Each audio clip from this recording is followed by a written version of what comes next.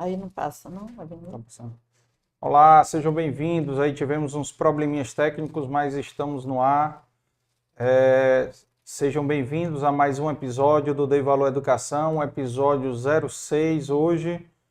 E antes de apresentar a nossa convidada, né, dando os recados para quem está chegando agora, né, tem muitos outros episódios aí para vocês assistirem depois, mas já pedindo aí para vocês se inscreverem no canal, tá? E aí também já coloca no chat aí se o som tá ok, tá tudo ok, a imagem, o som, coloca no chat para quem está ao vivo aí, para a gente saber se está tudo ok. E já vão deixando o like também, né, do nosso vídeo de hoje, para que mais pessoas possam ter acesso a esse conteúdo, né, e o YouTube distribuir para mais pessoas ainda para conhecer a história da professora Fátima, que nós vamos receber aqui hoje. E também seguir a gente no Instagram para vocês acompanhar a agenda dos próximos convidados, de quem já passou por aqui, né, no TikTok e no Spotify também. Todos os episódios a gente disponibiliza no Spotify no dia seguinte também. Então vocês já podem também ouvir e baixar os episódios por lá, tá? E lembrando que quem quiser ser um parceiro aqui do Dei Valor, procura a gente pelo direct lá do Instagram, será muito bem-vindo. E lembrando aqui que o Dei Valor Educação é uma produção da Dei Valor Produções, com coprodução aqui da Multiverso Educação. Um abraço aí para o meu amigo Fernando. E hoje o nosso time aqui que está trabalhando aqui é o Bruno e a Larissa. E apresentar aqui a nossa convidada de hoje, professora Fátima. Seja muito bem-vindo. Seja muito bem-vindo, professora Fátima Lemos, ao Dei Valor, mais uma educadora, pedagoga também, né? Vamos falar um pouco aí da sua história aí, de onde é que surgiu, como é que surgiu a sua história com a educação, como é que foi que tudo começou até a fundação do colégio. Maria Esther também, conhecer um pouquinho mais, começando da sua origem, né? A senhora estava já falando aqui que é do interior do Ceará. Seja bem-vindo. Comigo a palavra? A senhora está com a palavra. Boa noite mais uma vez a vocês aqui no estúdio. Carlos Ernesto, né? E Dei Valor, né? Esse programa hoje que me convida a participar, né, de uma página da educação, mais uma página, né, da educação aqui no podcast Dei Valor. E eu dei valor ao convite, certo? Aqui estou trazendo a minha história de educadora, a minha história que se entrelaça com o Colégio Maria Esther, né? O Colégio Maria Esther, ele trouxe, não só, eu diria que ele foi mais que um laboratório, né? Mas ele foi a realização de um sonho. De uma educadora, de uma pessoa que nasceu para trabalhar na educação. Eu digo para você que toda história, toda empresa, toda escola, tudo que você faz na vida tem uma história por trás, tem algo que fundamenta aquilo que você faz, né? Eu tenho uma história que justifica todo o meu empenho com a educação. Eu sou de Lavras da Mangabeira, né? Do sul do estado. A gente fala que Lavras da Mangabeira é a princesinha do Salgado, né? O rio Salgado, que nasce em Crato, na região do Cariri, ele vem e corta a cidade de Lavras da Mangabeira. Eu acho que muita gente acompanhou a cidade agora nesse inverno, né? No mês de final de março, a cidade ficou alagada, né? O rio transbordou. Foi? Ficou toda... a cidade fica debaixo d'água, realmente. Lavras da Mangabeira é o portal do Cariri, né? E de Lavras da Mangabeira, nós somos lá 5 distritos. E o meu distrito é de Mangabeira, que pertence a Lavras da Mangabeira. E nós temos uma história de educação muito forte, que vem do distrito, né? Nós tivemos uma época aqui em Fortaleza, nos anos 80, 90, nós tivemos uma associação chamada ACOPAN, que era a Associação dos Colégios Particulares de Mangabeira. E nós chegamos a ter 32 escolas na capital, todas oriundas desse distrito, dos diretores. É claro que tinha, por exemplo, escolas de 2 unidades, de 3 unidades, mas uma soma de 32 escolas espalhada por Fortaleza, né, pela capital do estado, isso tem um peso significativo para a história do nosso distrito, né? De Mangabeira. E eram todos originários? Todos de lá. Eu diria que o anfitrião de tudo isso, primeiro, digamos, foi o professor Joaquim Batista de Lima, no bairro Carlito Pamplona, com o Colégio Casimiro de Abreu. Muito conhecido, uma escola aqui. E o Casimiro de Abreu, ele foi uma escola que abriu as portas para muitos conterrâneos iniciarem as suas profissões lá. Eu fui uma que iniciei menor de idade, na época eu era estudante do curso normal no Instituto de Educação, e eu comecei na escola do Joaquim Batista, da dona Nair, como conhecido, Casimiro de Abreu, como professora da educação infantil. E muitos outros lá do nosso distrito, de Mangabeira, começaram também, tiveram, né? Só que antes do Casimiro de Abreu, antes de Fortaleza, antes da Copan, né, que não deixou de ser espelho, né, para os educadores, para professores que quiseram ingressar no ramo da educação. A minha mãe, Esté Lemos, que é a patronesse do Colégio Maria Esté, ela foi diretora de escola pública lá no distrito em Mangabeira, num sítio, por 35 anos. Eu nasci dentro de uma escola. Quando a minha mãe se casou com meu pai, a minha mãe Maria Esté Lemos, o meu pai Sebastião Pereira de Souza, ele comerciante, agricultor e comerciante. E a minha mãe, professora da rede pública do município de Lavras da Mangabeira. Escola isolada, que a gente fala isso, ainda hoje existe nos interiores, uma escola isolada, mas pertencente ao município, certo? Ela era paga pelo município, contratada do município. Então, 35 anos, ela foi diretora e professora dessa escola. Então, eu nasci dentro de uma escola, porque a sala da minha casa, no início, era a escola. Né? Era na sala de casa. Bastava-se cadeiras e tal, e entrava bancos, porque naquela época não eram as carteiras escolares de hoje, eram bancos escolares. Até fica que fala dos bancos escolares, né? Bancos mesmo. Depois aquelas carteiras duplas, sentavam 2 pessoas e tal. Então a sala da minha casa, no sítio Carnalbinha, ela se transformava numa escola, né? E isso durante minha vida. Então, eu fiz com a minha mãe até o 2º ano.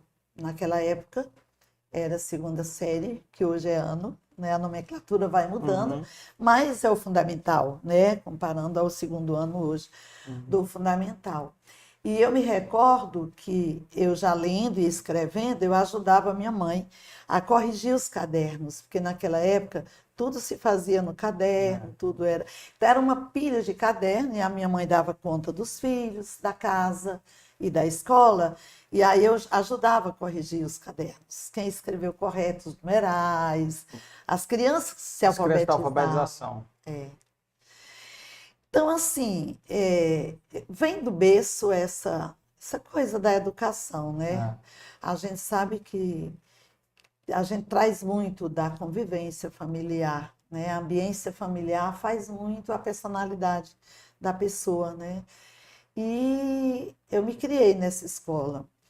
Vindo para Fortaleza, vim muito jovem para cá, eu estudei no Monsenhor Hélio Campos, morei no Carlito muito tempo. E aqui em Fortaleza, eu concluí, fiz o fundamental, na época era o ginasial, 1º grau que falava, né? 1º e 2º grau. O meu 2º grau já foi no Instituto de Educação, onde eu fiz meu curso normal. Foi aí que eu tive o meu primeiro trabalho no Casimiro de Abreu, como professora. Eu lembro que, na época, eu substituí uma professora que estava de licença gestante, né? E, a partir daí, eu fiquei na escola. Aos 18 anos, 19 anos, eu recebo o contrato do Estado, porque naquela época, no final da década de 70, não tinha concurso. Você entrava na rede pública sem concurso, era por indicação, eram cargos quase que políticos, digamos. Comissionados, né? Era, e você tinha, claro que você tinha que ter a formação e tudo mais. Então, eu já fui contemplada, digamos, com esse contrato do Estado e voltei a Lavras da Mangabeira, voltei ao meu distrito, porque na época um conterrâneo, que também hoje tem escola em Fortaleza, professor Bosco, professora Nenezinha Mangueira, eles fundaram, juntamente com os políticos da época, na cidade, no distrito, o colégio, uma escola pública lá do Estado, né? E eu fui para lá juntamente com esse casal para dar aulas na época lá, né? E aí eu morei uns 2 anos lá no distrito como professora do Estado. Fiquei no Crato por ocasião do casamento com meu esposo, Francisco das Chagas Cândido, em memória, né? Já são 13 anos que ele partiu, aos 58 anos, que aí depois eu volto para a fundação da escola e vou trazer o nome dele novamente, porque faz parte da história do Colégio Maria Esther. De forma que eu fiquei em Crato, numa escola pública lá. Depois eu fui transferida para Juazeiro e ainda fiquei 2 anos em Juazeiro do Norte. Retornando à Fortaleza, eu fui trabalhar na Escola Maria Gonçalves, aqui no Castelão, escola pública do Estado, né, estadual. Eu tinha o contrato do Estado. Então, eu fiquei no Colégio Maria Gonçalves, também uma escola que foi fundada na época que eu retornei por coincidência. Fui professora fundadora e eu trago o nome da grande diretora Graziela, minha grande amiga. E aí fiquei dividida entre faculdade, UES, que aí eu já entrei na minha primeira graduação, que foi História, licenciatura plena ali na Universidade, na Avenida, Silas Manguba, não? Não, é porque o curso de História da UES funcionava naquela avenida que vai na 13 de Maio, que fica próximo do Conselho Estadual da Educação. Me fugiu o nome da avenida. E aí eu trabalhava... Luciano Carneiro. Luciano Carneiro, isso mesmo. E aí eu fui convidada pelo professor Paulo Crispim, meu tio, que tinha o colégio, na época, Colégio Monteiro Lobato, na Parquelândia.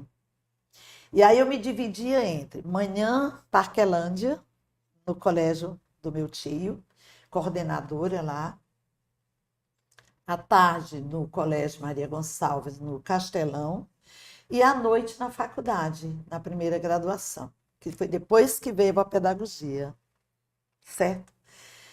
E aí... 3 turnos. 3 turnos. E aí, nesse momento e tudo, meus filhos, eu já tinha em 1980, meus 3 primeiros filhos. Eu tenho 4 filhos. A minha primeira filha chama-se Rusca Mara. O meu segundo filho chama-se Verusca, que é a outra filha, a segunda, Verusca. Cândido, levam muito o nome eles levam o nome forte do pai, né, Cândido. O meu terceiro filho, Rudson Cândido, e o meu último filho, que veio bem depois, é o Raul Vinícius. Esse mora ainda comigo, é solteiro, jovem, ainda mora comigo. E aí, nessa época, eu precisei de escola, aí eu já comecei entrando aqui no Colégio Maria Esther. Eu começo, aí meus filhos precisavam de escola. E no bairro que eu morava na Avenida dos Expedicionários, Parque Dois Irmãos. Aquela grande região, Serrinha, Parque Dois Irmãos, Itaperi, Oeste, aquela região ali. E aí eu não encontrei escola para os meus filhos que me agradasse. Pela minha filosofia de, né, de educadora, como é que eu vejo a educação, não só, não é como ofício, mas como compromisso de cidadania, entende?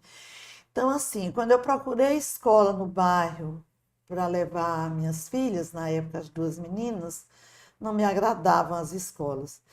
E aí, certo dia, eu comentando com o professor Paulo Crispim, meu tio, ele gostava muito do meu trabalho na escola dele, a gente tinha uma relação muito, muito intrínseca sobre assim, educação, muito forte, muito. E ele também morreu muito jovem, assim como meu esposo, o Paulo Crispim, ele morreu com 40 e poucos anos, né? Também acometido de um câncer. Mas foi o tempo de vida, foi suficiente para eu me considerar discípula dele, né? Legal. De como você vê a educação, né? De como você entende o valor de você abraçar a causa da educação com responsabilidade, com amor, com dedicação, com olhar sistêmico, né? Então, assim, com essa relação com o professor Paulo Crispim, ele disse assim: Fátima, você tem condição de fundar uma escola. E nessa época eu já ia às reuniões da Copan, desse grupo, por conta do colégio lá, Monteiro Lobato. O meu tio chegou a ser presidente da Copan. E aí, nessas reuniões e tudo lá da Copan, eu, claro, falava, dava meu ponto de vista nas reuniões. E isso ele foi me conhecendo enquanto educadora e disse assim: funde sua escola, você tem condição, e aí você tem a escola para suas filhas. Nunca tinha passado pela sua cabeça? Até então? Não, na verdade, assim, eu tinha muita vontade de aprofundar, ser pesquisadora por conta do meu primeiro curso, de, assim, a universidade mesmo, chegar a ser professora universitária, fazer uma carreira mais por esse lado, Acadêmica, né? acadêmica mesmo. Mas aí começou também, eu sendo coordenadora e tudo, e Uhum. eu professora na escola pública, naquela época, onde não se dava livro, nem fardamento, nem nada, né? E assim, eu ia nas editoras, pedia livros de leitura e eu cortava, digamos que eu tinha 30 alunos na sala. Então, eu pegava 30 páginas do livro de leitura, tirava, destacava do livro e colava em folhas de papel, né? E aí, se eu tinha 30 alunos, eu tinha 30 textos na sala. E aí a gente ia trocando. Quem lia o texto, no verso do texto, escrevia o nome. Na hora que a gente ia socializar e tal, as leituras, aí dizia, não, professora, esse eu já li, porque já tinha o nome, então trocava. E muitas vezes eu era criticada com as próprias colegas, assim, sabe? Ah, mas você é muito besta, isso é coisa de governo, isso é coisa de Secretaria da Educação, não é nossa, trazer o livro e tal. E aí isso me intrigava às vezes, eu dizia, poxa, não vou dizer que não passasse, mas eu achava que era uma coisa distante, entende? Então, com essa força do meu tio, eu disse assim: você tem condição. Lá no bairro não tem uma escola, você está vendo. Então, você devia. E aí, vamos à luta. Vamos à luta, eu e meu esposo. Na época, quando ele se casou comigo, ele tem uma história de muitos anos de banco, ele morou muito tempo em São Paulo, na Bradesco e tudo, muitos anos, 10 anos ou mais de banco. Depois, quando ele voltou para o Ceará, entrou no comércio. E aí depois, ele me deu toda uma força. Mesmo ele no comércio dele, ele me dava uma força com relação à escola, porque ele acreditava no meu trabalho, ele acreditava na minha postura de educadora, ele me via uma educadora realmente. Então ele me deu todo o apoio. Aí vamos, onde será o Colégio Maristério? Essa escola que linda, maravilhosa. Então, onde será essa escola, né? No meu bairro que eu morava na época. E aí vamos, a gente foi procurar um espaço para alugar, Uma casa. uma casa que desse condição de ser uma escola, né? E aí ele começou a procurar no bairro. Eu ia para o meu trabalho, como eu falei, eu tinha os 3 expedientes, ele tinha mais condição e ele saía procurando para alugar. Onde ele chegava, que tinha aluga-se e tal, que ele falava tudo, é para alugar tal, olhava os espaços, porque a gente sempre inicia com a educação infantil, né? E aí vamos, tá? Iniciar com a educação infantil, a gente precisa do quê? 3, 4 salas, tem que ser um espaço com 2 banheiros, essa coisa que depois vem as exigências para você tirar e fazer aquela documentação que é necessária, né? Para o funcionamento de uma escola. E aí, quando ele chegava nos locais, as pessoas diziam, tudo é para alugar, falavam aluguel. Quando dizia que era para uma escola, dizia, não, não, para a escola não. Qual o medo de quem aluga para uma escola? Poxa, no mínimo 5 anos, e se eu precisar da casa? Se eu precisar vender? Se eu precisar, né? E essa escola que vai transformar a minha casa e vai mexer, e os meninos vão acabar com tudo? Vai destruir tudo. Vai destruir tudo. Aí ele voltava super desanimado. Chegava à noite, e aí? Como é que foi hoje? Ele disse, minha filha, hoje, uma casa muito bacana, mas não deu. Não deu porque é para a escola, é a mesma história. Certo dia disseram, olha, tem uma casa nova num conjunto, Rua Azevedo Montauri 975, o número. Tá para alugar uma casa bonita, nova. Aí ele foi lá. Quando ele chegou lá, que se comunicou que tudo era através de telefone, o número, telefone fixo, né? Então, ligou 1984. Era o número? O Não, ano. o ano, 1984. E aí ele chegou nessa casa, muito bonita, linda, linda a casa. A casa tinha 3 banheiros, a casa muito bonita. E aí pegamos o telefone, estava numa imobiliária, e a gente foi. Não, tem que ser na imobiliária, tem que ir direto na imobiliária. E nós fomos, eu e ele.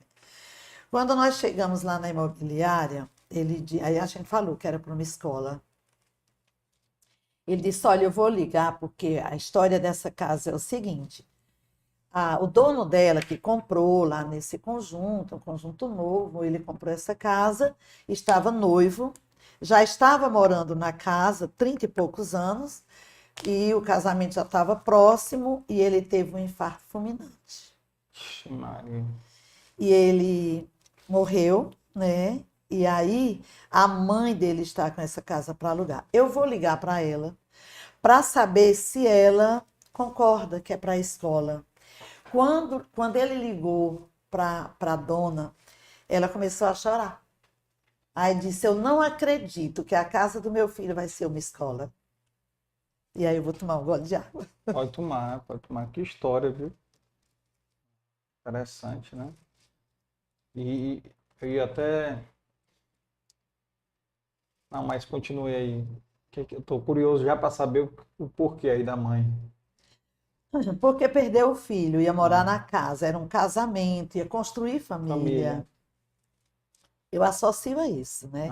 Ia ter filhos, que é o que se espera, né? De um casamento. Então, ela ficou muito feliz. Ele disse assim, nossa, ela está chorando aqui no telefone e disse que não acredita que a casa vai ser uma escola. Então, assim, Maria Esther nasceu dentro dessa história, né? E aí fomos para essa casa. Inauguramos no dia 7 de fevereiro, inauguração, 7 de fevereiro de 1984. Nesse dia, aconteceu aqui no estado do Ceará, em especial em Fortaleza, uma chuva imensa. Uma chuva torrencial, grandiosa. E tu imaginas que a gente estava... Essa chuva encerrava 5 anos de seca. Foi aquele período, 84, 83, 5 anos de seca, praticamente, no estado do Ceará. E foi uma chuva tão grande, mas tão grande, que a nossa rua lá, que não era calçada, alagou. O meu esposo entregou as crianças aos pais, atravessando, arregaçou a calça e entregava as crianças, os pais do outro lado, porque alagou mesmo a rua. Depois essa rua foi calçada, né? Então, eu tenho até um texto que eu escrevi, a nossa bandeira leva uma nuvem. Leva uma nuvem. Por quê? Porque a gente considerou, a gente fez uma analogia com uma semente, né? Você planta uma semente, ela para germinar, ela precisa de água. Então, nós inauguramos com uma chuva torrencial. Tinha trovão, isso 8 da manhã, 9 da manhã, uma loucura. As crianças não conheciam trovão. Eu tinha educação infantil, crianças de 4 anos, de 5 anos. E tinha trovão, tinha tudo, foi assim uma coisa louca, né? E aí a gente foi a história da escola sempre traz a história da nuvem como uma chuva que veio, é incrível, né? Que veio para germinar. A gente fez essa analogia, né? E engraçado que, claro, que as aulas começam em janeiro, antes era fevereiro, agora é janeiro, né? Recentemente. E a gente sabe que é um período chuvoso, mas quando chove exatamente no primeiro dia de aula, isso para a gente nossa, todo mundo sabe. Quem é do Colégio Marista sabe a história da chuva na inauguração, né? Então, assim, por que que eu trago essa história? Porque tem a ver com a raiz, né? Com a fundação. E aí, imagina que a gente começa, inaugura essa escola em 84, novembro a gente já estava visitando o bairro, né? 4 professoras, eu e mais 4 professoras. Começou com o quê? Alfabetização. Educação infantil, que antes falava Jardim 1, Jardim 1, Jardim 2, 2, Jardim 3, 3 e alfabetização. A 3 e E alfabetização. Então, eram 4 professoras, uma turma de cada, quase 100 alunos, né? Foi bem interessante já. 20 e E poucos alunos. eu lembro que na inauguração, na inauguração de trazer os pais, aquela reunião e tudo, o professor Paulo Crispim estava presente para levar a história, né? Me apresentar, digamos, né? A comunidade, tudo. Então, foi assim que nasceu o Colégio Maria Esther. Que bacana, que história legal esse negócio da chuva. A chuva tá para vocês aí mais ou menos a data, né? De sempre 7 de fevereiro. Não, mas é sempre início de aula, vocês comemoram Não, quando assim, chove? o aniversário a gente comemora, sempre tem a comemoração alusiva, né, ao aniversário. Mas a chuva, ela está presente, assim, na história da escola, nos impressos da escola, na bandeira da escola, entende? Legal. A chuva para a gente é como se fosse sempre para a escola como semente. Nem para o agricultor no dia de São José, né? Isso tá para a gente como o agricultor. Se chover, até o dia de São José é um bom inverno, né? Certo. Legal. E aí não parou aí, vamos lá. Porque nós temos 2 unidades, né? Colégio Marista hoje tem 2 unidades, hoje desde 1989, né? Só uma observação, o seu esposo ficou lhe ajudando no comércio, trabalhando também? E ajudando na escola. Então ele também... Quando a escola... Dupla jornada. Dupla jornada, mas pouco tempo, porque a escola no segundo ano ela já foi para quase 200 alunos. 250 e poucos no segundo ano. E aí o meu esposo já encerra o comércio, passa para uma outra pessoa, até um familiar, e aí ele entra na escola, porque já começou construção mesmo, essa escola era alugada, e com 2 anos a gente já precisou comprar um terreno e começar a construir. E aí, porque já entrou o fundamental, né? 1º e 2º ano, a gente continuou na casa com a educação infantil e no outro espaço, com 4 salas de aula, a gente já entrou com o fundamental. Era perto? Mais ou menos perto. Os pais deixavam um aqui e levavam no outro. Com mais ou menos uns 3 anos de colégio, eu sempre fui sindicalizada.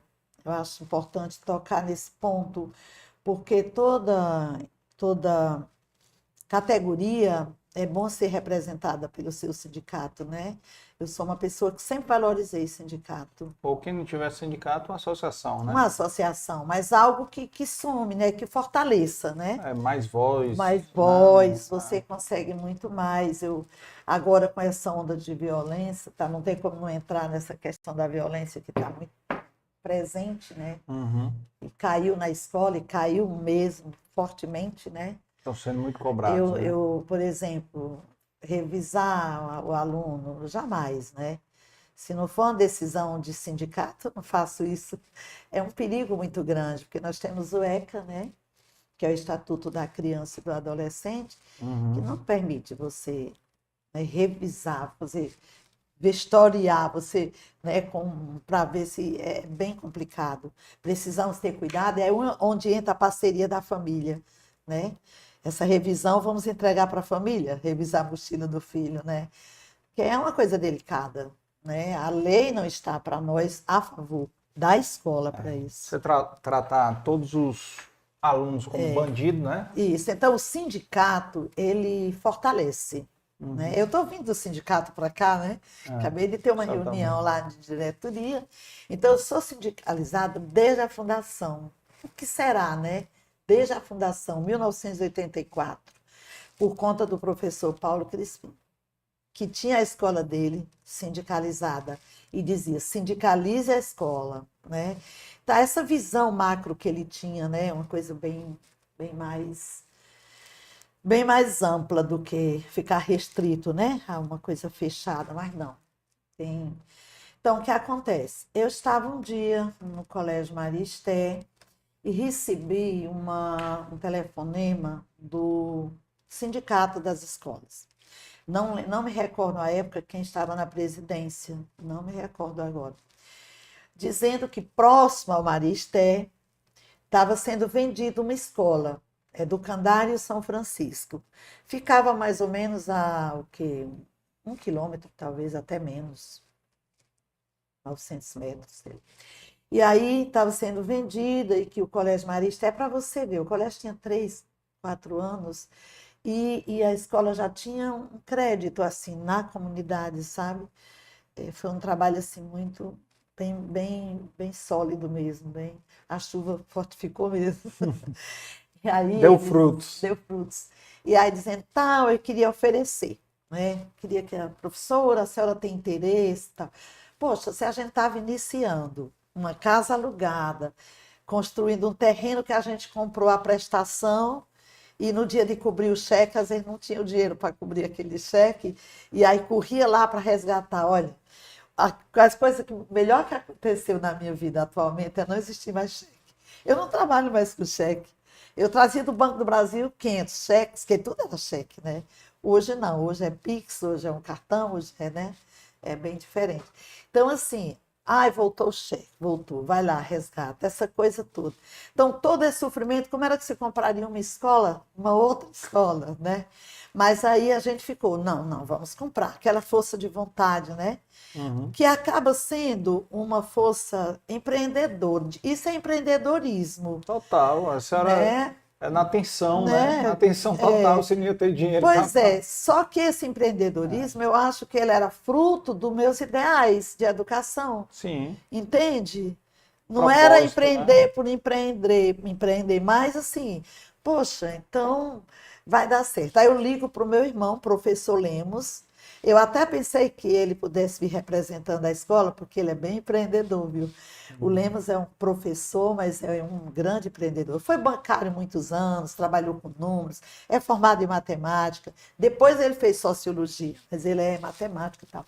Então, assim, eu liguei para ele. Meu esposo disse: minha filha, vamos comprar. A gente entra com uma parte. E o Lemos, Luiz Lemos, professor Lemos.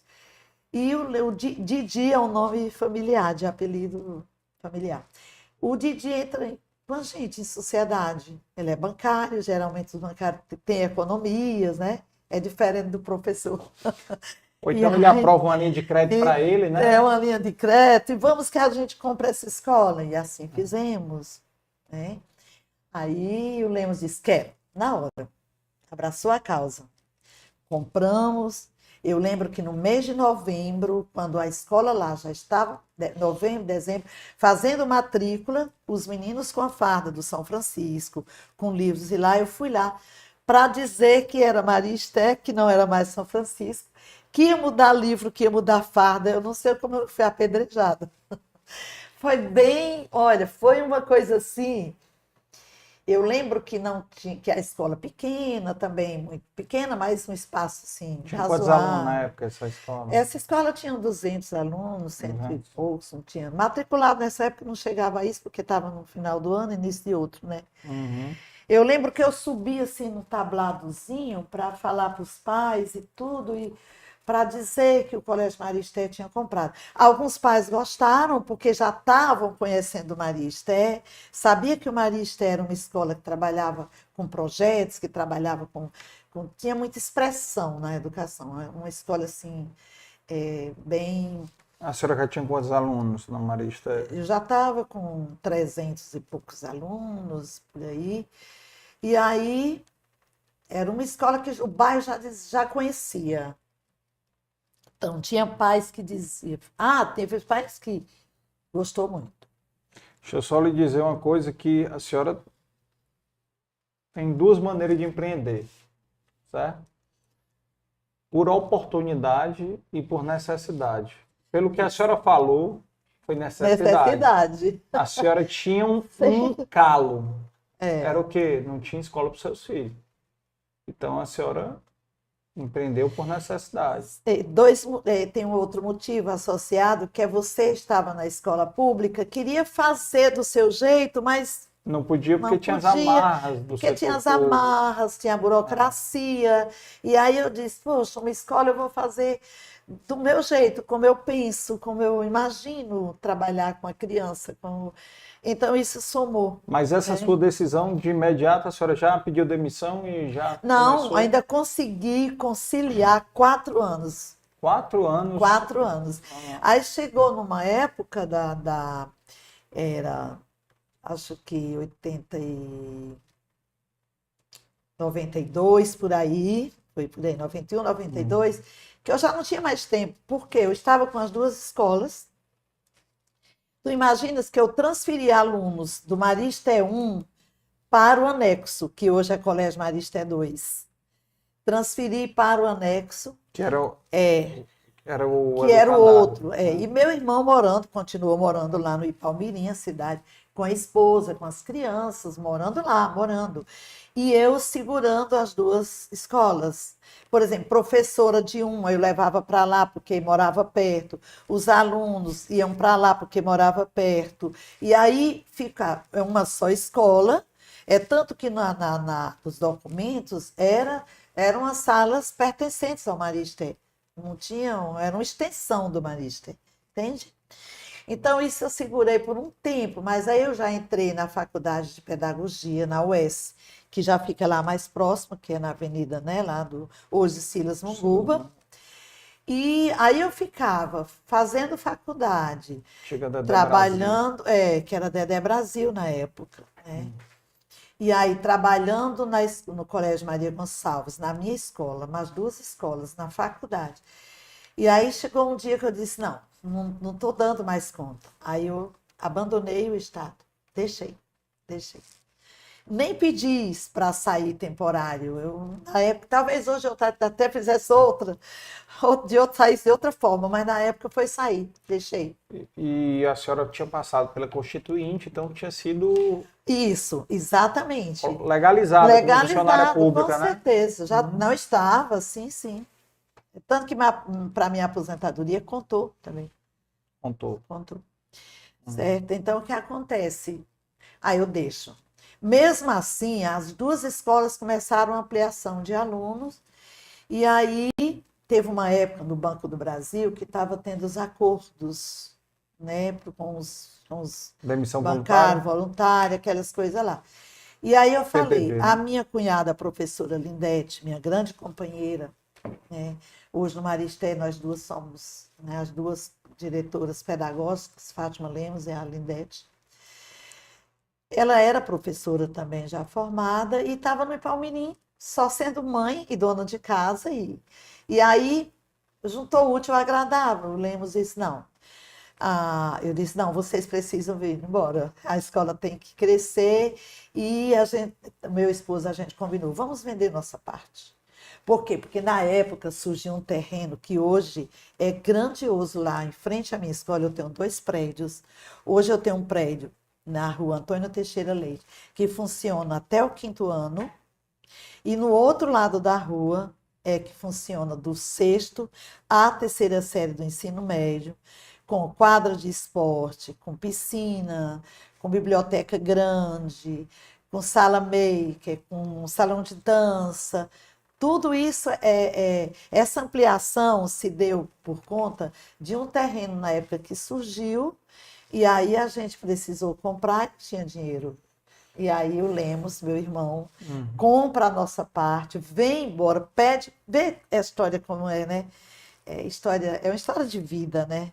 E aí o Lemos pede demissão voluntária no banco, vem com a esposa, a Lindete abraça a causa, porque também foi professora, também tem uma relação da escola de Fortaleza, professora muito dedicada, uma pessoa fantástica.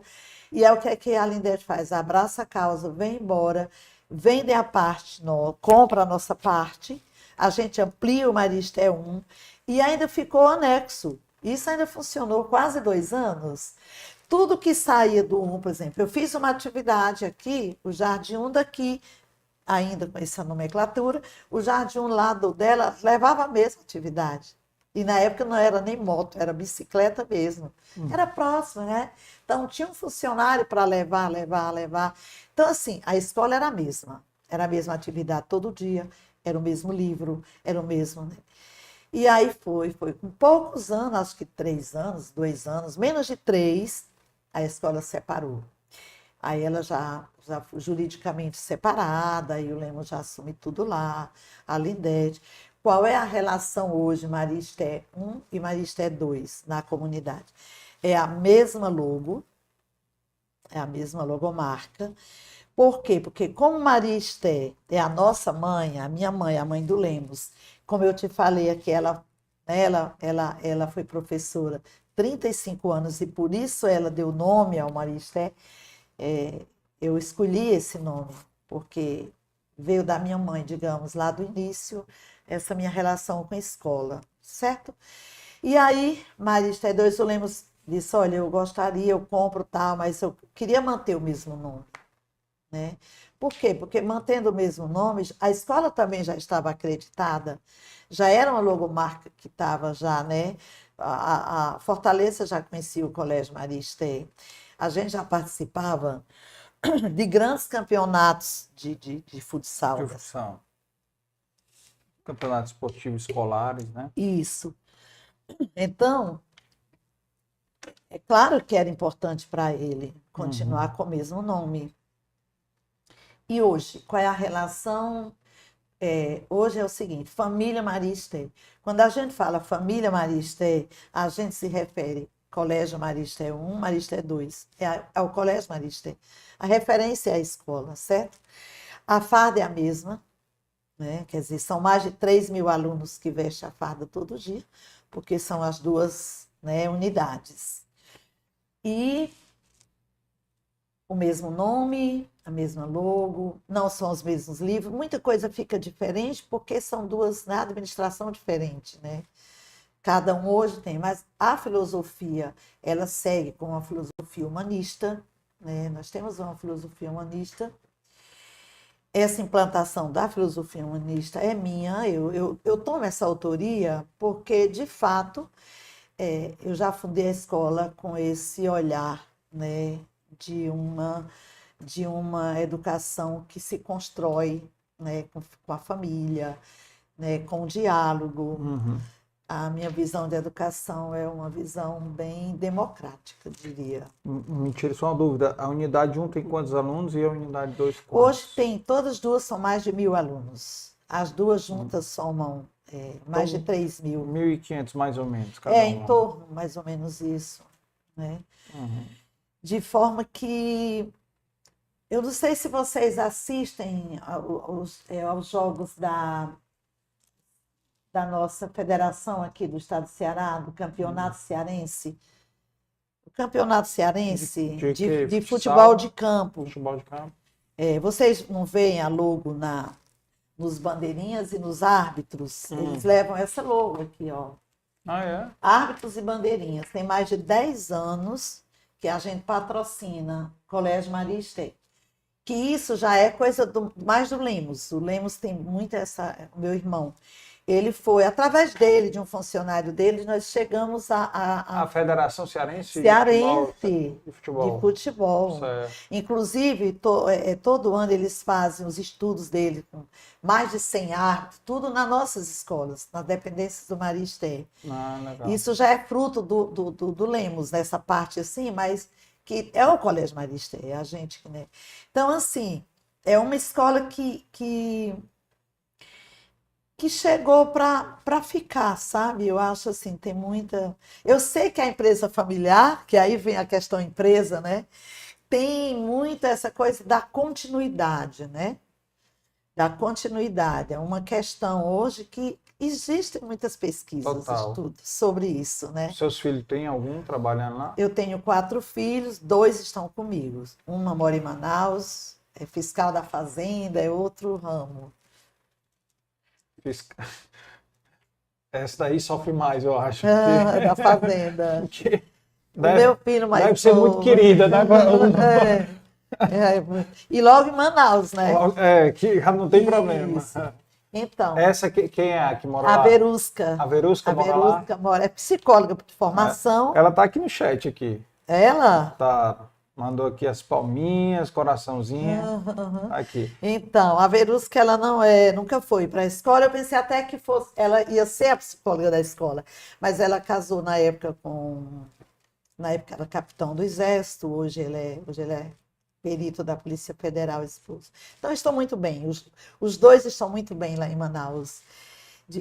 Tenho 2 netos lindos, maravilhosos, a Elisa e o Eduardo, lá em Manaus.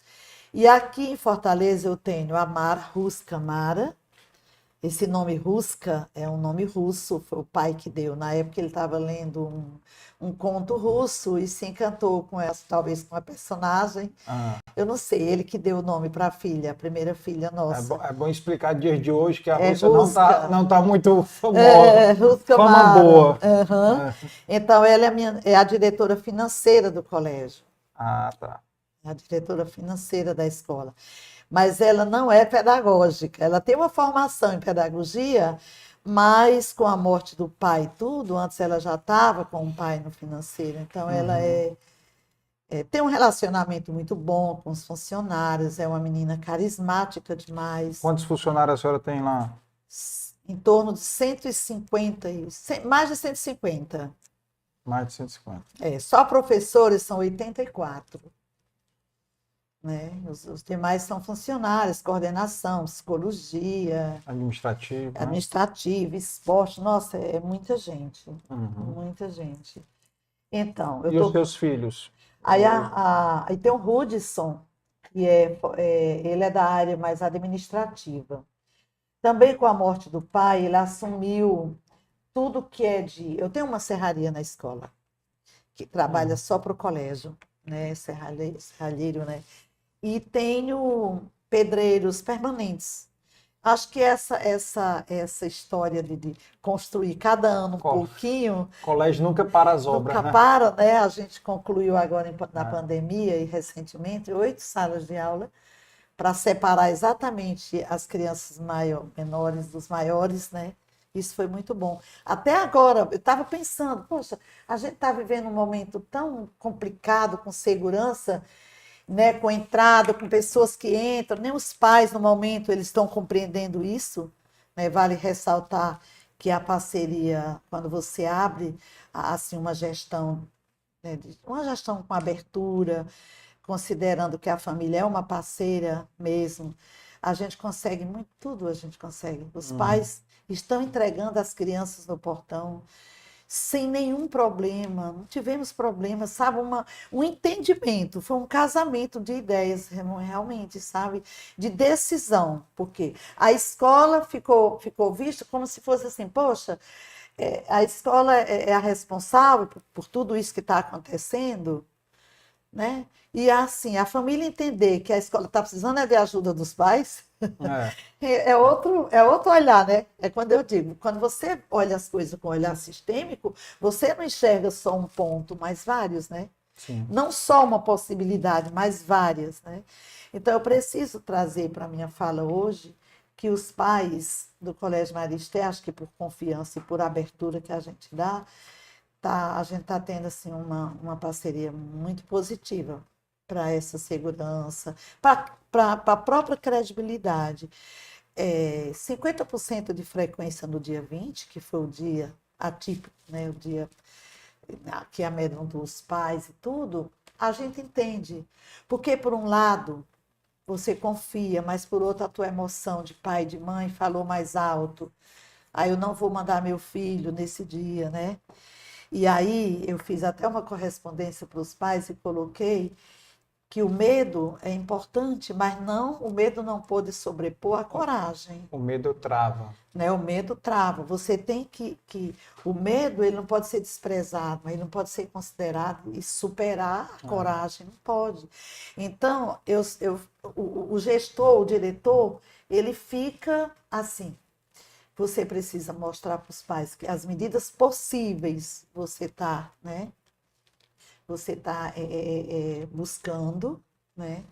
Mas a coragem tem que superar o medo, E tem coisas que tem que né? entregar nas mãos de Deus, né? Que E por falar em superar o medo, hoje a gente, na nossa reunião do Cinep, eu quero só até socializar isso aqui, o, o José Rocha, que já fez esse programa, né? já Do episódio Cristo. 62, se eu não me engano. Foi? Então, ele levou hoje na nossa reunião esse texto, Atacando Escolas. Fantástico, ele até me deu esse aqui, exatamente, ele traz aqui questões pertinentes ao que eu estou falando. A essa questão, porque diante de todo esse contexto, a gente percebe que até as leis que regem essas questões de segurança precisam ser revistas. Elas precisam ser revistas. Por quê? Porque, por exemplo, eu sei que mudar um ECA não é simples, ou qualquer outra lei já fundamentada, tudo, mas os tempos são outros. Né? A gente precisa avançar com mudanças e não com medidas provisórias, que essas medidas elas passam, né? Leis ficam. Então, assim, o Zé, ele tem, eu falo Zé na intimidade, mas o doutor José, ele traz uma contribuição e sempre trouxe para o nosso sindicato, muito importante. Ele é uma pessoa muito sensível à causa, né, da educação. Ele nasceu também dentro de uma escola. Tem todo. Então, assim, essa contribuição. Literalmente. Ele dormia na sala de Pois aula. E eu Quem digo, quiser saber mais, vai assistir o episódio dele que ele conta. Pois é, e eu e o meu irmão Lemos, a gente nasceu dentro de uma escola. Tu imagina que afastava-se os bancos, né, para armar as redes de noite para dormir, né? Olha aí, Então, a a gente mesma coisa. Então. tem muita coisa semelhante. Então, essas questões assim que só o sindicato resolve, eu não resolvo sozinha, ninguém resolve só, né? É um sindicato que traz essa. O associativismo é importante. Mas eu falo muito, eu vou parar para você. Não. Você me Eu interrogar gosto é aí. que fale. Não, mas eu tenho. Porque Mas essa questão da educação parceria que a senhora estava falando, né, com a família, porque, assim, o sexto episódio da série especial que a gente está fazendo, e a gente volta sempre no mesmo assunto, por quê? Porque o pai tem que entender que a escola, ela não vai fazer o trabalho só, né? Porque tem pai que acha que é o seguinte, entregou o filho lá dentro, tá ali, ó, vai que é tua, o problema é de vocês. Se meu filho não voltar perfeito, o problema é de vocês. Pois eu acho também que cada escola constrói sua cultura. Sim, também. Né? Constrói sua cultura. Então, claro que existem os desafios, né? Em tudo existe. Até na relação familiar, gente, né? Tá em casa Todo mundo você peca enquanto esposa, enquanto mãe, enquanto filho. A vida é um eterno aprendizado, né? Então, escola não é diferente, é espaço de convivência. Todo espaço de convivência traz conflitos, né? Traz desafios. O importante que eu vejo aí é você ter uma fundamentação teórica para tudo que você faz, sabe? Não ser nada por modismo, né? A educação ela precisa realmente ser fundamentada e a relação do processo do ensino e da aprendizagem ele precisa ser fundamentado mesmo. E é no chão da escola, porque o que você traz da universidade para dentro da escola é importante, mas é incrível que você só vai dar conta daquilo que você estudou na universidade, no artigo que você escreveu, das suas pesquisas, nas aulas, quando você está na escola, no processo com o aluno, e que você vai estudar o que você vai trabalhar, os projetos, é que você vai fazendo o casamento, entende? Associando. É na prática que você vai trazendo a teoria para a sua prática. Uhum. E isso as escolas precisam, né,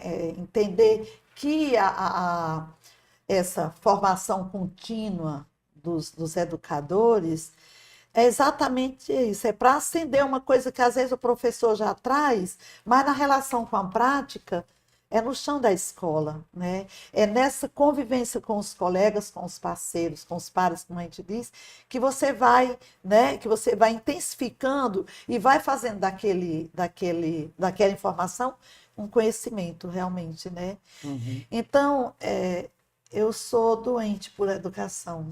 Eu acho que a minha fala vai muito me denuncia, né? Eu faço o que gosto. E nenhum desafio me deixa sem energia. Nenhum. Nenhum. Nem o da pandemia, quando desfecha a escola. Falar nisso, como foi esse desafio? Pois é. Grande, né? Como está sendo agora esse da violência, não, né? Na A verdade, outra foi até maior, eu diria que foi maior, por quê? Porque era todo mundo que estava ali sem saber se ia sobreviver, né? Porque as histórias das pandemias passadas foram muito cruéis, né? E essa veio com tudo novo, com um vírus novo, que ninguém conhecia nada, que ninguém. Então, mesmo dentro de casa, foi meio. Mas eu te digo, incrível que você tirou proveito de uma pandemia. Eu peço perdão por essa palavra que eu coloco agora, de tirar proveito, porque eu sei que muitas pessoas morreram, mas muitas o proveito perdas. no bom Mas o sentido, proveito no né? bom sentido. De Porque amadurecer, de... tu imagina que 80 e poucos professores estavam dando aula de suas casas quando muitos não sabiam usar a tecnologia. Não sabe, a não ser ligar e desligar um computador. Ou às vezes nem tinham em casa a E a estrutura, né? escola estava, ó, lá na época Lá das atrás. cavernas, lá atrás. E aí você tem, olha, que está dando aula, e a escola também, toda sala de aula ser um estúdio, igual nós estamos aqui, né? As pessoas que nos assistem agora, né? E isso aconteceu na pandemia. Os professores dando aula para as crianças, para os pais que estavam com as crianças, para os avós, para os animais da casa, porque Os papagaios passando, né? Era tudo passando nossa, atrás, né? O fio então, de ferro. gente, foi um aprendizado tão grande. É, Tecnologicamente a gente total, cresceu, total. né?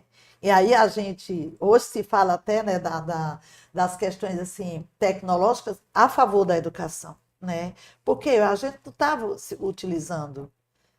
É tanto que a gente teve uma preocupação, eu tenho uma pessoa lá, um assessor pedagógico, que é bem atual, e ele, professor Glaudemir Brasil, e ele dizia assim, não podemos voltar à escola a ser o que era antes da pandemia. Entende? Vamos usar da tecnologia, né, o melhor, o que ela tem a favor da educação, né? Uhum. Que hoje fala educação, ponto 4, tem essas questões aí, que é exatamente humanizar a tecnologia. Essa agora é o momento, é o foco da hora. É humanizar a tecnologia. E isso entra, inclusive, para essa questão dos alunos que estão em casa, vendo filmes, vendo esses games perigosos, né, de violência. E aí, se a escola trouxer a tecnologia para o aluno, para a pesquisa, para outras, até para os.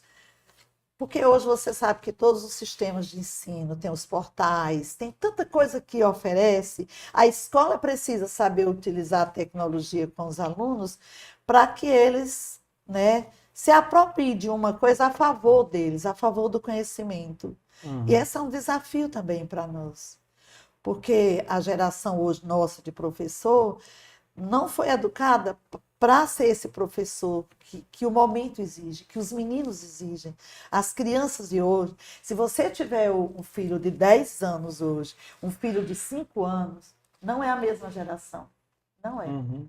São gerações diferentes. Tu imagina uma geração de 20, 30 anos? É muito diferente. Então, assim, a gente precisa estudar, a gente precisa pesquisar, a gente precisa se reunir para poder a gente avançar. A sala de aula precisa avançar. E olha que a gente avançou com a pandemia, mas precisa avançar muito mais para alcançar essas crianças de hoje. E, assim, o principal desafio que a senhora vê entre as escolas e famílias hoje, qual é esse principal desafio? São vários, né? São vários desafios. Pode Porque, dizer. assim, é um contexto, né? Olha, desafio da família, família, escola. Primeiro, é quando a família ela delega tudo para a escola, Eu acho erradíssimo isso também. né? Existe essa questão de achar que a escola eu pago, ou mesmo que não pago, seja a escola pública, eu levo para qualquer. Não estou levando para a escola privada, mas eu levo para a escola de Em uma forma geral, geral, em geral. geral, né? Então, assim, eu não sou a favor do professor, do diretor, que diz que você não é responsável pela educação, só pelo ensino. A educação é da família. Claro, se a escola é o segundo lar, a gente é o segundo a entrar na educação. O primeiro é a família. A educação comportamental, de valores, é a família. Mas a escola não pode fugir disso. A escola não pode deixar de educar e perder a oportunidade na hora do ensino de estar educando as crianças também. As crianças estão sem os pais em casa, os pais estão trabalhando, né? Eles cada vez mais estão entrando mais cedo na escola. Se a gente não tivesse olhar para a educação integral, hoje a gente fala muito nisso, das crianças, eu não posso dizer, eu vou te ensinar português, matemática, com licença, tal e tal, isso em casa não dá para separar mais, não dá. Esse é um desafio, que a gente vai ter que assumir coisas que era da família. E hoje, com a educação e ensino integral nas escolas, educação integral, que as crianças merendam conosco os lanches, almoçam na escola, aonde é que vai entrar a nossa postura da comida, o que vai comer, uma educação alimentar. Olha isso. Tu olha onde a escola já está entrando, a educação integral. Como vai comer, como vai se portar numa mesa, como... Percebe que a escola está assumindo responsabilidade que era da Cada família? vez mais, né? Cada vez mais. Esse é o desafio. É porque você precisa assumir coisas que antes era da família. É. Agora, assim, hoje em dia, a senhora falou, tocou no exemplo aí dos pais estarem trabalhando, né? Os 2 turnos, né? Isso. Eu, particularmente, fui criado com meu pai e minha mãe trabalhando nos 2 turnos, né? Então, eu e meus irmãos, né? Meus pais, eu sou o caçula de 4, né? Então, a minha irmã mais velha é 10 anos mais velha, aí tem um outro irmão 8 anos e meio, o outro 3 anos mais velho. Então, minha mãe nunca esteve em casa de manhã ou de tarde, né? Mas à noite cobrava as tarefas, Bravo. entendeu? Então, Mas assim, tem muito isso hoje. Tem a muito família, isso. ela não pode se furtar Uhum. a responsabilidade, né? Porque trabalho de manhã e de tarde. Não tem como. Mas hoje a gente encontra as famílias que ainda cobram, que ligam para saber, que se preocupam. Existe um percentual. E nem aqueles que botam o filho no integral, porque eu era um desses. Eu colocava meus filhos no integral, né? Mas eu olhava a agenda. Né? Não conferia tarefas, né? Não conferia tarefas porque já vinha da escola já feito, mas ia lá conferir a agenda, né? É importante É esse... muito importante. Assim, eu tenho uma relação com a educação aqui no estado do Ceará que ampliou meus horizontes também quando eu fui convidada, pelo próprio sindicato, eu fui convidada para representar o Sinep no Conselho Municipal de Educação, conselheira do Conselho Municipal. Eu estou lá ainda. Eu pretendo sair esse ano lá do municipal, já são 8 anos, né? Então a gente tem uma cadeira lá no sindicato, lá no Conselho Municipal de Educação. Então eu tenho visitado muitas escolas, tanto a escola da Livre Iniciativa, como a escola pública, porque nós temos resolução que, é, que contempla, por exemplo, você vai abrir uma escola, então existe uma resolução, o que é que precisa, e até mesmo para autorizar o funcionamento de uma escola, o Conselho Municipal visita em loco, para ver como é que está tudo, o prédio em si, mesmo tendo lá toda a documentação que é exigida, a gente vai em loco para checar aquelas informações. Além do projeto político-pedagógico das escolas, né? Não é porque hoje eu pertenço ao Conselho Municipal de Fortaleza, mas é um conselho muito atuante, que está realmente envolvido, né, na questão de normatizar, né, das normas mesmo que regem a educação do município. E eu estou lá há 8 anos, aprendi muito lá com os conselheiros, cheguei a ser vice-presidente. Foi. Lá em 2 mandatos. A senhora tem, não sei se tem agora, mas a senhora está há 8 anos lá, pode ser que tenha um momento de cabeça. Quantos alunos hoje existem na rede municipal, público e privado? Tem eu uma não ideia, vou te dar esse número, porque eu não tenho gravado esse número. Eu não gostaria de dar um número que vai ficar registrado sem eu te dar com segurança. Né?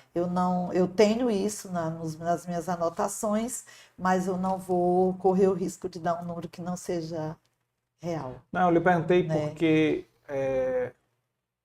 parece que o número, arredondando aqui, o número de estudantes das alunas ou das escolas privadas do país é algo em torno de 12 milhões, 11, 12 milhões, certo? Não chega a 30%, é 20 e poucos por cento do total Nós estamos dentro de um percentual de mais ou menos isso. Então, do total de alunos, a rede privada representa 30%, mais ou menos. Não chega a isso, não. Não então, chega. Pronto. Então, baseado nisso daí, dá para ter mais ou menos uma ideia de alunos da escola pública. Estou falando, isso é nível Brasil, né? Brasil. Porque essa informação foi do episódio do Ari, da Arco Educação, porque como ele atua no Brasil todo, certo, né, ele sistema, aí ele tem esses números mais fáceis. Em 2022, eu fui convidada para assumir uma cadeira no Conselho Estadual. Eu sou suplente. Lá eles têm as cadeiras de conselheiro, suplente, conforme vai surgindo vaga, a suplência vai entrando, né? Lá já é diferente, lá já é um cargo do governador, é o governador que indica, que nomeia. Mas todos, assim, não o Conselho Municipal não, ou o prefeito não, indica, mas é diferente, porque o Conselho, por exemplo, o Conselho Municipal de Educação é uma entidade que está ligada ao Sistema Municipal de Ensino. E já o Conselho Estadual, ele está ligado mais mesmo ao governo do estado mesmo. A Secretaria de Educação. É como se fosse cargos mesmo de indicação, é assinado lá. Eu fui para o ato, né, onde foi até a Isolda, que estava, né, governadora, que assinou meu ato da entrada no conselho nesse dia, né? E aí eu faço até aqui eu trago o nome do Padre Amorim Lemos, meu primo. Padre Amorim Lemos foi muitos anos da Igreja de Fátima, né? Ele é meu primo, Padre Amorim. Ele foi conselheiro, conselho estadual. Ele que mandou meu nome para lá, porque realmente eu não, né? Fiquei surpresa, porque há uma concorrência muito grande mesmo, né? Assim, de 50 não, para tirar 2, 3, né? Então, eu estou lá no Conselho Estadual da Educação. E a sua visão como empreendedora de escola privada, aí entra na área pública, não tem uma sensação, às vezes, de frustração? Mas não? É muita frustração.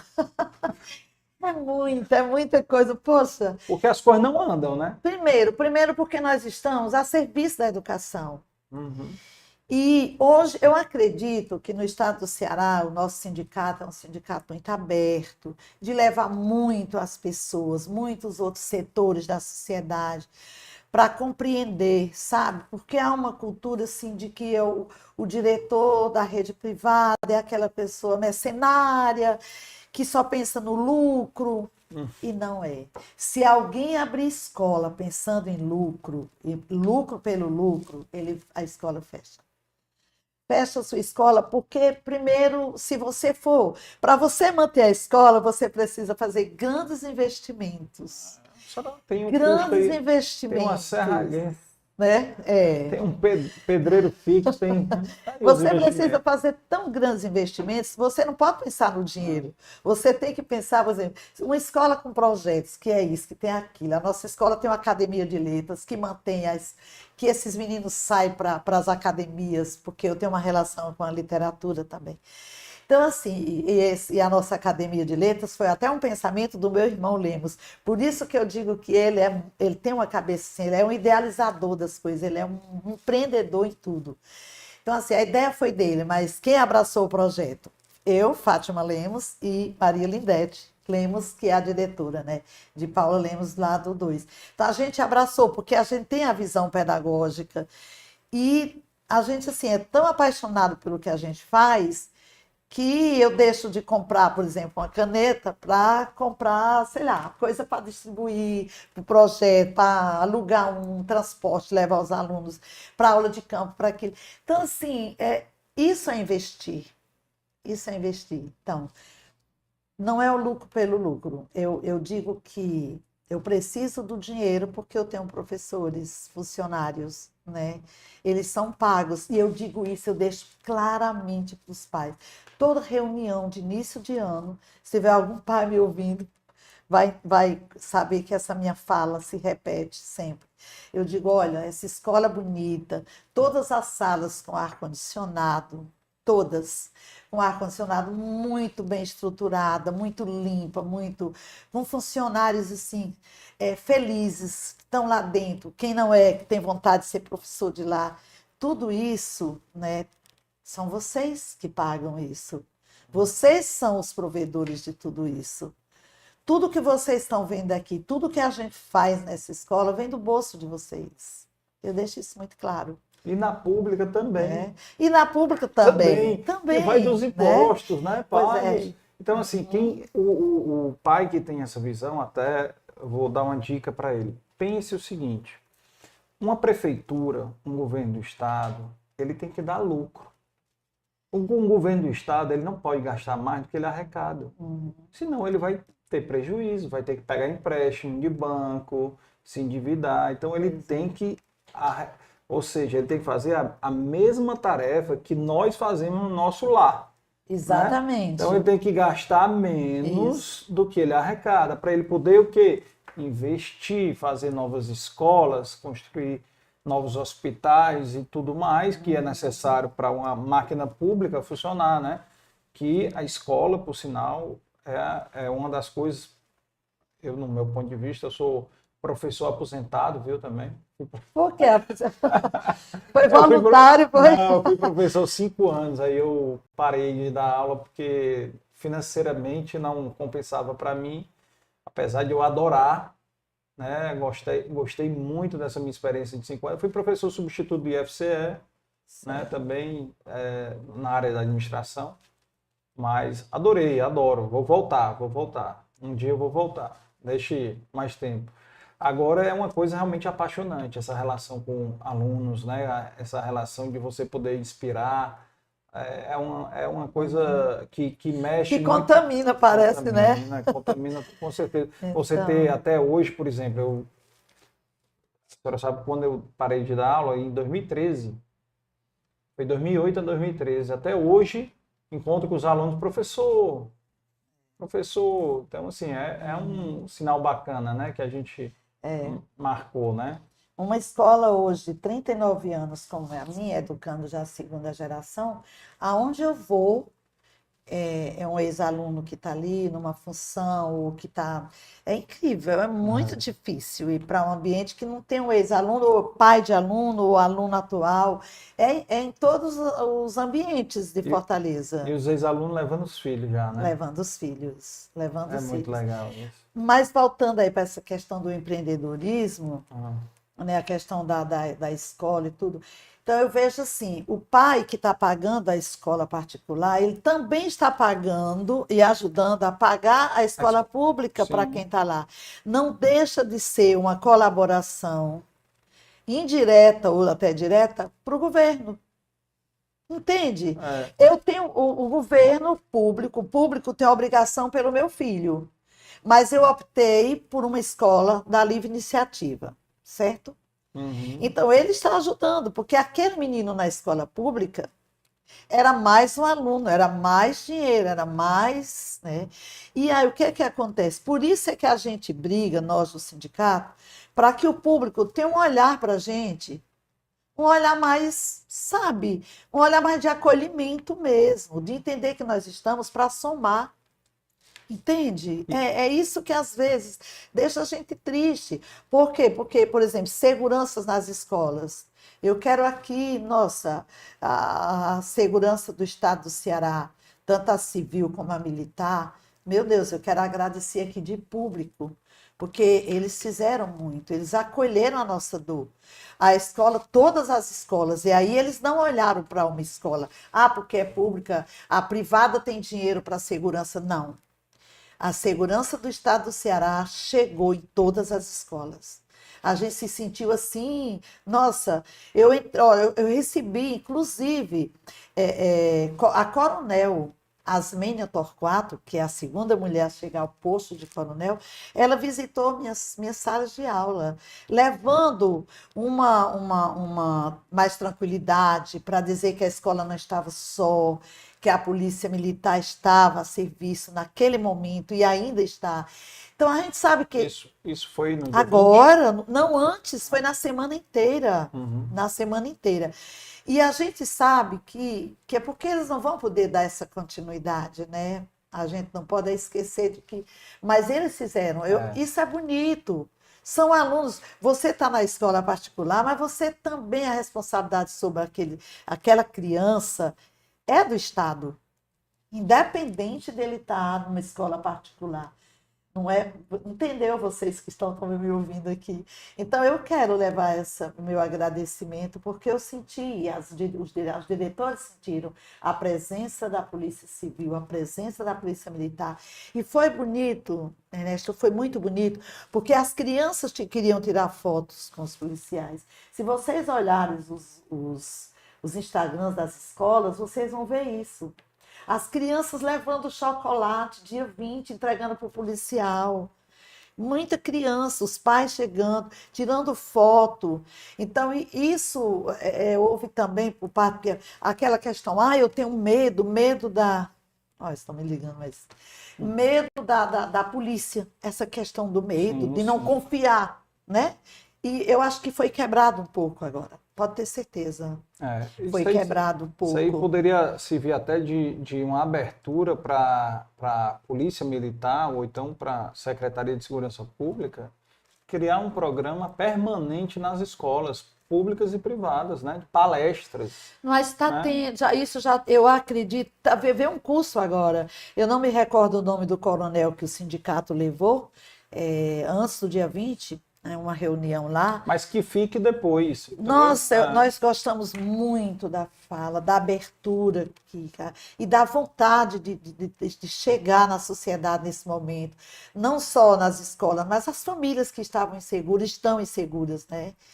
E assim, manter esse cuidado, o gestor, o diretor, da escola, de uma forma geral, e aqui eu não me refiro a nenhuma rede, mas a escola em geral, a gente precisa continuar com esse cuidado. Uhum. Porque, como eu estava dizendo para muitos pais, olha, gente, a preocupação, quando você não vai dizer que vai dizer o dia? Poxa, se eu vou dizer, olha, eu vou tal dia roubar a tua casa. É claro que você vai trancar e vai fazer mil coisas para que. Quer dizer, não tem lógica isso. A gente precisa ter cuidado antes e depois. Mas eu respeitei, né, o medo dos pais, acolhi o medo dos pais nesse sentido de não mandar dia 20. Mas a gente chegou a 50%. Não foi para aula, não, ela ali. Não foi para aula dela, não. O curso dela. Ela estava Não, com medo. incrível. Tinha pais que Aí, me ligavam, professor, e aí dia 20 eu digo aula normal, como qualquer outro é, dia. Mesmo que por dentro de mim tivesse assim, ai meu Deus, mas eu tinha que mostrar segurança. Fiquei no portão da escola, oi. acolhendo, abraçando as crianças, e assim, eu acho que a nossa parte a gente fez, e também as famílias fizeram a parte delas, Uhum. estão fazendo. E essa credibilidade a gente constrói na relação escola-família. É isso aí. É só dar a senhora falou aí a fala lá para conscientizar os pais, né, que eles estão ajudando, eles também estão financiando as escolas públicas, e aí eu vou lhe dar um exemplo bem didático disso. A escola, ela é uma prestadora de serviço, e por ser prestadora de serviço, ela recolhe o ISS, que é para a Que foi uma prefeitura. luta para a gente conseguir a diminuição. É, que em Fortaleza, por sinal, é 5%, mas a educação deve ter uma alíquota Dois. diferenciada, Caiu 2%, para dois, que é a mínima, que é a minha. que é a mínima. Mas mesmo assim, Tem muita 2%, coisa ainda para a gente é, conquistar, viu? 2% é muita coisa. Então, o que eu É, queria só dizer, didaticamente falando aqui para os pais, é que esse ISS é o que financia os alunos da escola privada, que a escola privada paga, é que financia, ajuda a financiar as escolas públicas com certeza. municipais, né? Porque a principal fonte, aliás, uma das principais fontes de renda da prefeitura é o ISS. Então, com esse recolhimento de ISS que eles conseguem financiar, só para dar esse exemplo. Certo. É isso. A senhora falou que o Hudson trabalha e o Raul não. É porque assim, o Raul, ele chegou agora da Europa, ele estava em Portugal, em Lisboa. Uhum. O Raul, ele tem uma formação em... O Raul é formado em arquitetura, Na arquitetura. formação. Ah, tá. Mas ele foi para São Paulo, quando ele terminou a arquitetura, ele foi para São Paulo, para a SPM, e Estudar, né? foi fazer uma pós de inovação. Legal. Então, e ele foi para Lisboa participar de um projeto lá, Hackathon. Hackathon original, que você cria, são aplicativos que você cria. Então, o Raul, ele ficou conosco 2 anos no Maristé, depois que ele voltou de São Paulo, quase 2 anos. É tanto que nós temos uma sala MEI, Uhum. nós trabalhamos com nave à vela, mão na massa, certo? É uma sala que tem até uma impressora em 3D, muito bem montada, onde os meninos se reúnem, tem material pedagógico. E eles trabalham com a física, a química. É um laboratório, não deixa de ser, né? Sim, Mas é sim. mão na massa mesmo, é fazendo. Uhum. E o Raul foi o mentor, digamos, da gente, né? De trazer isso aí. Foi quem Inovações, né? inovações para dentro da escola, né? Importante isso. Só que ele agora está mandando currículo para várias empresas, porque ele quer ampliar. O Raul ele quer trabalhar assim, em inovação, porque o que ele aprendeu na SPM é inovação para qualquer grupo. Você tem uma empresa e você quer, dentro daquela empresa, construir algo de inovação, ele trabalha, ele sabe, ele estudou para isso, Uhum. né? Para a escola, por exemplo, para uma qualquer entidade, qualquer empresa, qualquer coisa, fábrica, quer uma atualização para os professores, para os funcionários e tudo, o Raul ele desenvolve projetos projetos de inovação O, tecnológico e outros mesmo essa questão da sucessão é uma questão tão importante porque, por exemplo, eu lembro que o Antônio José, que é o dono da Normatel, esteve aqui também, já aqui com a gente, e ele falou no episódio dele que tem muitos empresários amigos dele que tem esse problema de não ter sucessor. Por quê? Por que que não tem sucessor? Porque os filhos optaram por uma carreira totalmente diferente. diferentes. Né? Por exemplo, foram para medicina, odontologias, seja qual for outra carreira, né? E não seguiu. E isso queira ou não queira, é uma preocupação de todo empreendedor, seja qual for a área, né? Educacional, serviço, qual for, indústria, comércio, tem essa preocupação da sucessão, né? Tá, Que é fundamental. Existem muitos estudos, né, sobre isso, e assim, há uma preocupação minha, por exemplo, e do meu irmão e da minha somos 3 hoje, né? Porque antes tinha meu esposo, né? Dessa continuidade, porque assim, os desafios, né? Essa carga tributária, ela massacra muito a escola particular, né? E isso a gente tem um trabalho no sindicato, mas é muito difícil, né? Porque há um olhar que não é o olhar que a gente gostaria que o Estado tivesse para a livre iniciativa. Então a gente é muito penalizado, sabe? E assim, se você não tiver muito forte o seu ideal de educação, você se cansa, entende? Muita gente se cansa. É desmotivador. Desmotivador, né? Então, será que os meus filhos vão ter essa mesma garra? É. De É dormir, difícil, acordar. é difícil. Eu lembro que meu esposo, né, nessas dificuldades de cheque, de dificuldade mesmo financeira, ele dizia assim: minha filha, se eu ganhar na loteria, me lembro como se fosse hoje, se eu ganhar na loteria, a gente vai vender, aqueles planos outros, né? Aí eu dizia assim: não, eu vou abrir umas 10 escolas. Umas 10 escolas nos municípios cearenses. Ele dizia: tem jeito não, é doença. Isso é uma doença, ele falava. É uma doença. Então, assim, um filho meu, será que vai superar tanta coisa que eu já superei? Né? Então, eu tenho essa preocupação, né? Dessa continuidade, né? Do Colégio Maria Esther. O Lemos deve ter também, apesar dele ter a Bruna Lemos, minha sobrinha, inclusive ela é cantora, compositora, ela é uma grande... Ela trabalha lá com ele? Lá no 2, trabalha no 2, mas ela também ela é cantora, compositora, e tem essa lado artístico dela, é poetisa, a menina é uma grande... Ela traz uma contribuição para nós muito grande no Maria Esther. Legal. Nas redes sociais ela é conhecida como Bruna N. Mas assim, a Bruna é grandiosa, mas ela não é só educadora, ela tem outras questões que também alimentam a alma dela, o ego dela, né? É isso, a continuidade, a gente tem nossas dúvidas. Nós temos as nossas dúvidas da continuidade. Pelos obstáculos, né? Pelos obstáculos e também porque os filhos também têm que fazer o que gostam, não necessariamente. Também não é, né? Não necessariamente porque tem um negócio do pai que o filho vai nascer com aquilo dali também. Pode ser que aconteça. Pode ser. Como a senhora foi por causa da mãe, da influência da mãe.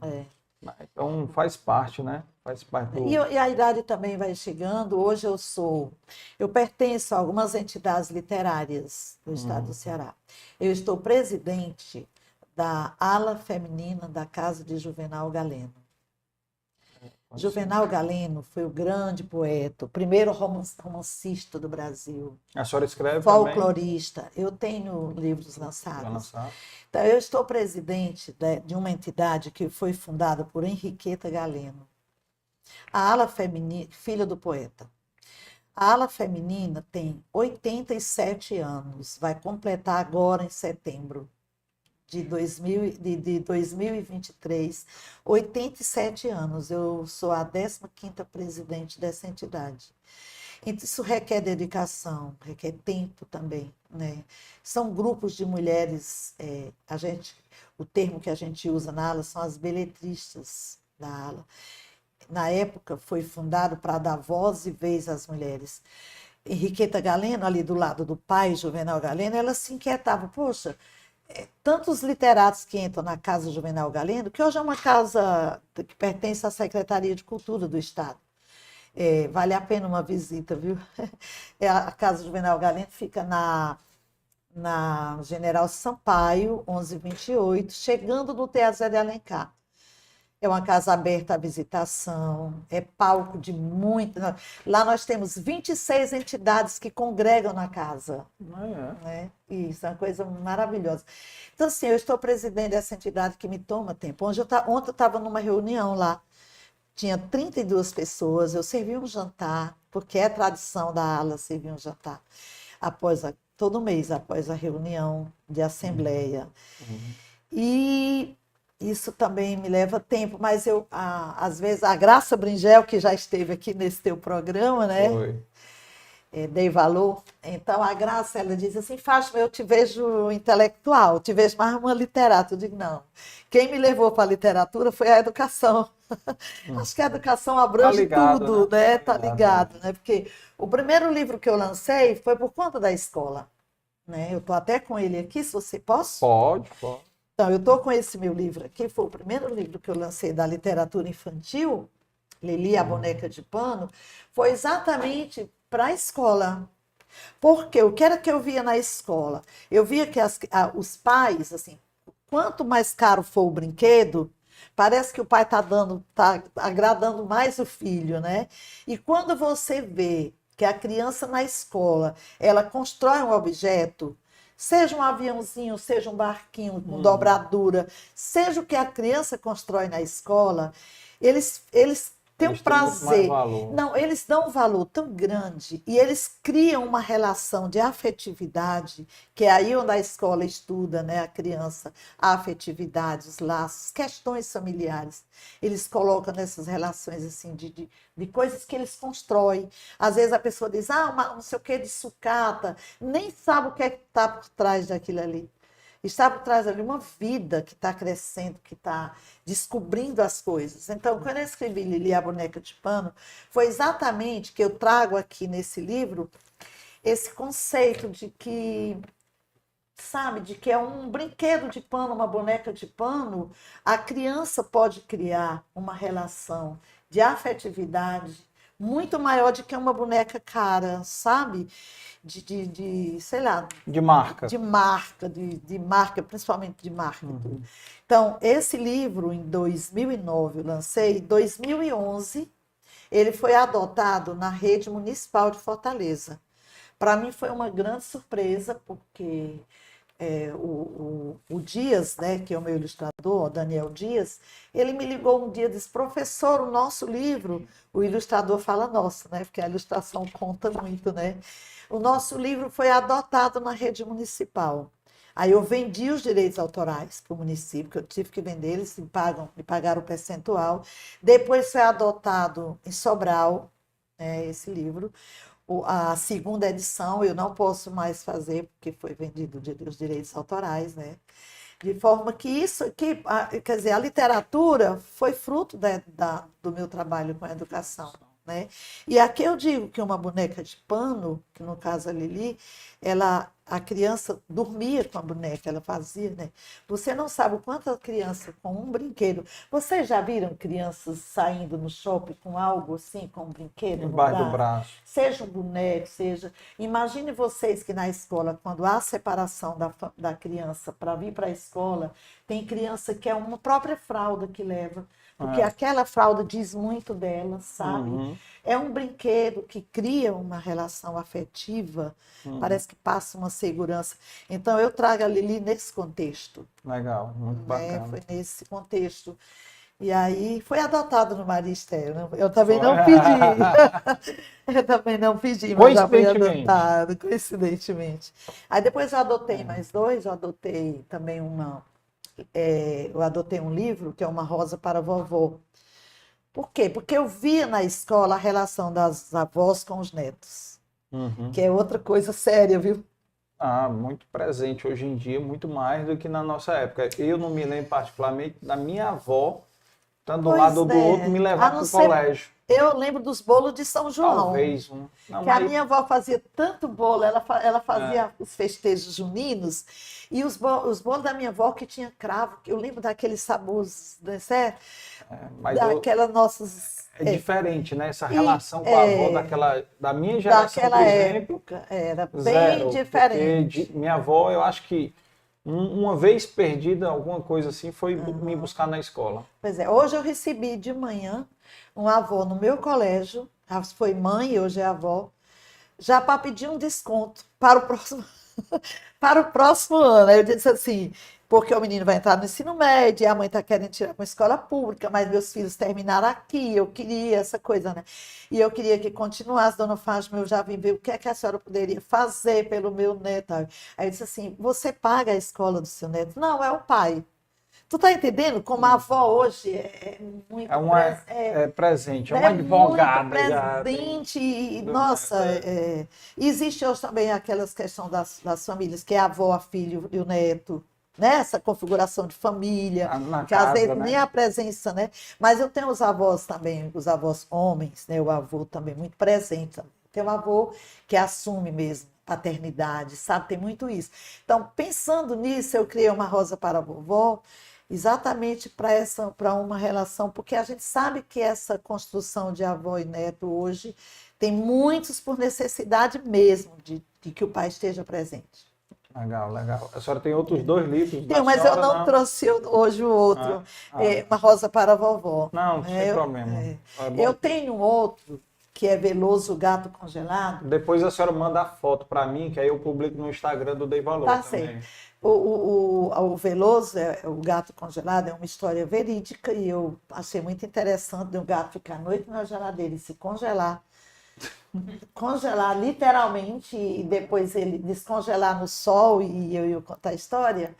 Mas não deixa de ter o viés do animal, do cuidado com o animal, que eu já parti para essa visão, né? Que hoje você vê que os animais hoje estão tendo, né?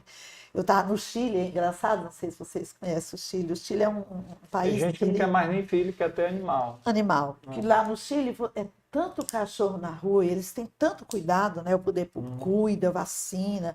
Você vai entrar nos restaurantes no Chile e às vezes tem um cachorro enorme, uns cachorros grandes, assim na porta, e você passa desviando dele. Ninguém vai chutar com a perna para aquele cachorro sair, nem nada. E assim, os cuidados que se deve com os animais. Se você não gosta, aquela pessoa que não gosta de estar com o animal no seu colo, tá, mas respeitar o animal é importante. Então, quando eu coloco o gato congelado, também tinha esse pensamento e essa intenção de ver os cuidados com os animais. Respeitar todos os animais, todos né? os animais. Os de 4 patas e os de 2 patas também. Então, pedi permissão a um parente meu, que deixou o gato entrar na geladeira e se congelar, e ele autorizou, e eu contei a história, claro, usando outros nomes, né? Mas, então, assim, voltando para a Graça Berinjela, eu sou da literatura, mas eu acho que é por conta, acho não, tem tudo a ver com a educação. Que história bacana. Só ler as mensagens aqui, tem umas mensagens aqui no chat aqui. A Bilene de Brito Lopes, aí, Colégio Maristé 1. Célia Facundo também. Supervisora, professora. Aqui, olha aí. A Vereus que eu já falei, né? Daniela Oliveira também aqui. A Laís Sara, Rusca. Minha filha. Olha aí. A Rusca é um amor de pessoa e é extremamente engraçada. Eu te disse que ela é bem, assim, ela é muito... Aí o Matemática com Sabor, seguidor nosso aqui, ó, escola séria e respeitada, falando a senhora aqui. Quem falou isso?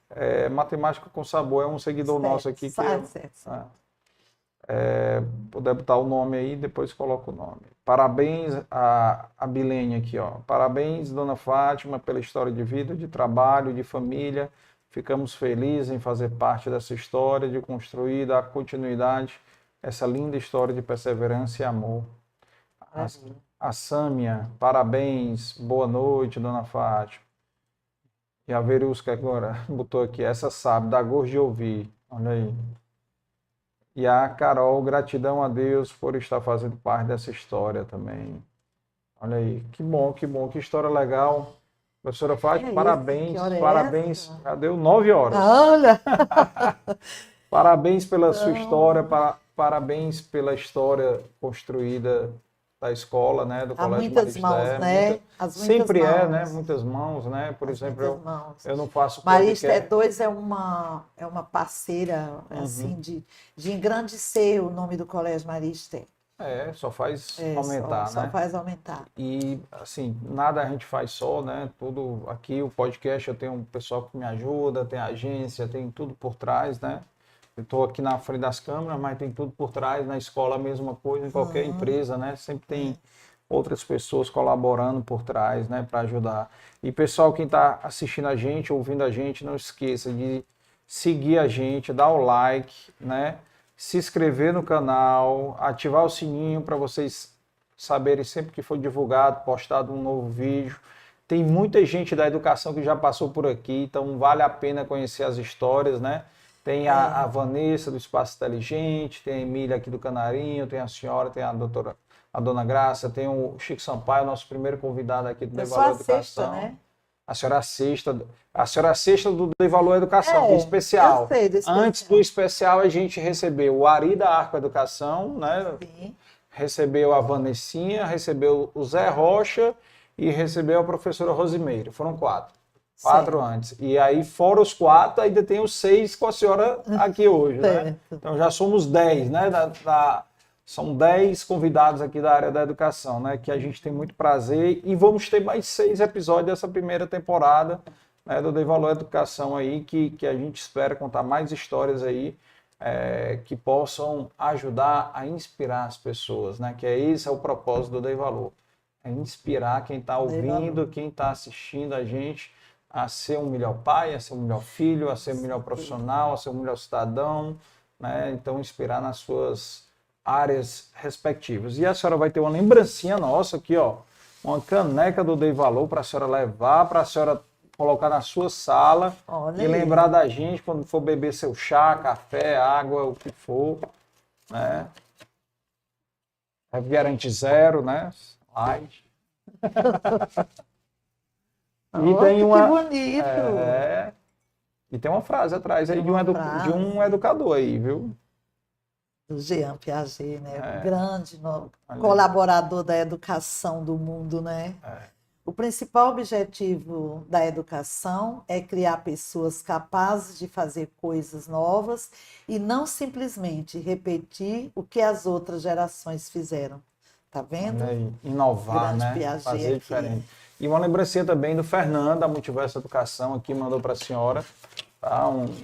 Aqui tem uma garrafa também, tem um caderno, que a senhora pode abrir aí também. Nossa, que dá. Olha aí. Vou deitar aqui.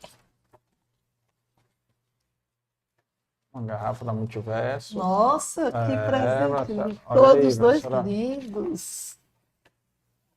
Fazer atividade, vai viajar, leva uma água. Eu vou mostrar essa. Ainda estou no ar? Tá, sim. Pronto, Ruscamara tá aí. A minha filha briga muito com isso, que eu bebo pouca água.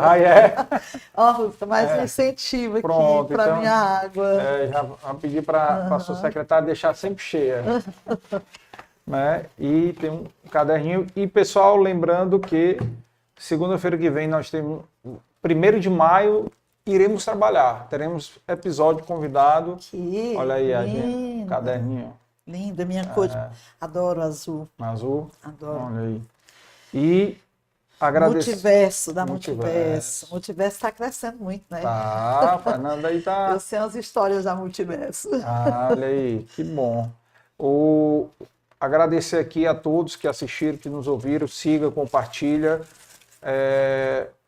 Lembrando que produção do Dei Valor Produções, coprodução da Multiverso Educação. Agradecer aqui o Bruno e a Larissa que fizeram parte aqui da parte técnica do episódio e agradecer a senhora pela sua presença aqui, por compartilhar com a gente a sua história aí, poder servir para inspirar as pessoas.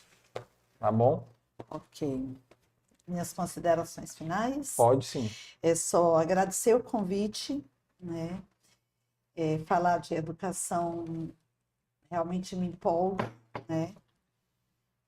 Eu tenho tentado, né, dar o melhor de mim todos esses anos e eu deixo a mensagem de que considerar a família como parceira e nunca, né, assim, agregar a família ao seu trabalho, trazer para a escola pode ter certeza que é uma atitude não só de amor à profissão, mas de entender que a família precisa do nosso apoio, assim como a gente precisa da família.